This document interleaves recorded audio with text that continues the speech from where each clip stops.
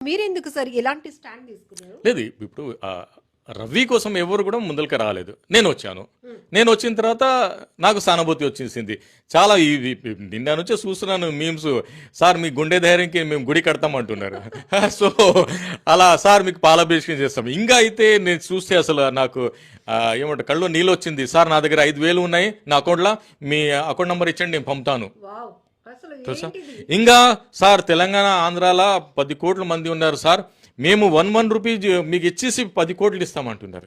ఆయన మాకు దేవుడు, మా దేవుడు రవికి మీరు బయట తీయండి వకీల్ సాబ్, మీకు ఏమిటో పాద అభిమానులు చేస్తామని చెప్తాను. అంతే. ఎంత అసలు నేను కోడికత్తి కేసు వాదించాను, గుల్కరై కేసు వాదించాను, కానీ దాంట్లో అంతా నాకు ఎవ్వరు సోషల్ మీడియాలో అయింది అస్సలు లేదు. కానీ ఈ కేసులో మాత్రం చాలా సపోర్ట్ వచ్చేసింది. అసలు I'm thanks to the all iBomma Ravi fans. నేను కూడా మీకు ఫ్యాన్. నేను సార్ ఒక్క మాట